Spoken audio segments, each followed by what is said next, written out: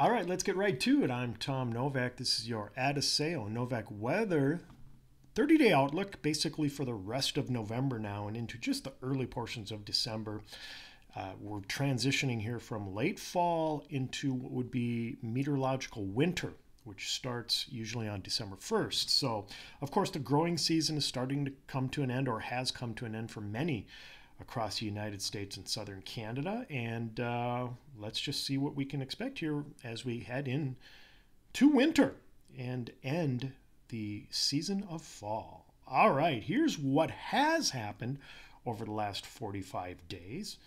And this is precipitation now across the United States, and can extrapolate this into southern Canada. The areas that have been wet have been across the Rocky Mountains and then into portions of the southern plains, but pretty much everywhere east now of the Rockies. Of course, there are patches of wet weather, but most areas, sections of the southern Canada and the United States east of the Rocky Mountains has had below average rainfall. And you can see that down here with our chart that you get into the areas of browns and reds. That's precipitation that's well below average, and that is the case over much of the country. But that's going to change a little bit here, I think, as we head through the rest of November.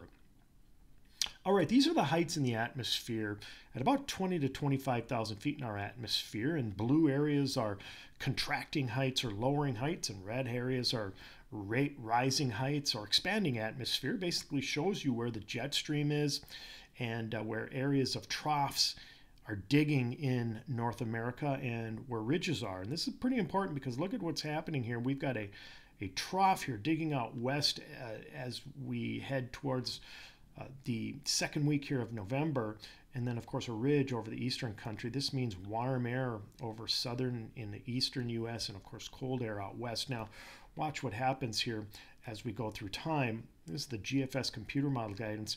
We get a bit of a shift. In fact, it's a pretty significant shift here in where these troughs and these ridges develop. And this is pretty important. This is Alaska up here in Western Canada.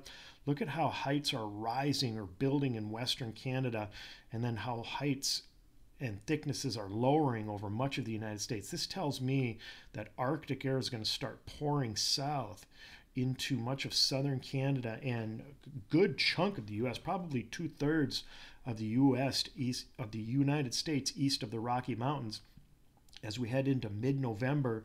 And then this trend just continues. In fact, it even digs even deeper, and it becomes more prominent across North America, where we get this real strong area of lowering heights over almost the whole 2/3, if not almost all, of North America. And this means, of course, that Arctic air will be continuing to pour south in the United States. The only warm areas with above average heights look to be from about the Gulf of Mexico on east and northeast towards the mid-Atlantic. So this is a real cold weather pattern as we head into this middle and latter portions of November here across the country. And you'll see that in my maps, what we're expecting for temperatures over the next 20 to 30 days. All right, here's the jet stream from the European computer model guidance, and this shows just the same thing. You can see that as we head through the middle and latter portions of November, look at how the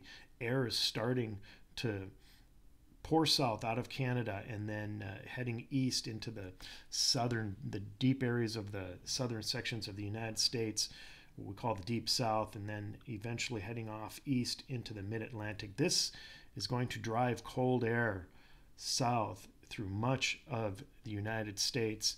Again, the only warm areas or maybe above average temperatures would be over the Gulf coastal regions, Florida, and then heading east into the mid-Atlantic, because as this jet stream dives south into the mid-Atlantic and then it tries to penetrate into Louisiana, Mississippi, and Alabama, I think a cold front, a real strong one, is going to stall across portions of the southern and eastern U.S., and that would be a trigger for precipitation as we go through time. Here are your expected temperatures across North America between now and early December. There's that cold air, prominent areas of large area of cold air, high pressure that will dominate much of the United States. as a front, as mentioned, hangs up over the southern and eastern sections of the United States. I'd be separating warm and cold air along with that front that stalls over the southern and eastern U.S. It's probably going to produce quite a bit of precipitation from Louisiana east and north towards the mid-Atlantic, and that'll actually help any drought-stricken areas across the eastern U.S. You can see I'm expecting drought conditions to decrease some here over the eastern U.S. Meanwhile, as that Arctic air and strong, dry Arctic air penetrates south into much of the United States, I'm expecting drought conditions to increase even more, especially over the plains states from South Dakota on south through Texas. And then good news up over portions of the upper Midwest and some sections of the northern plains.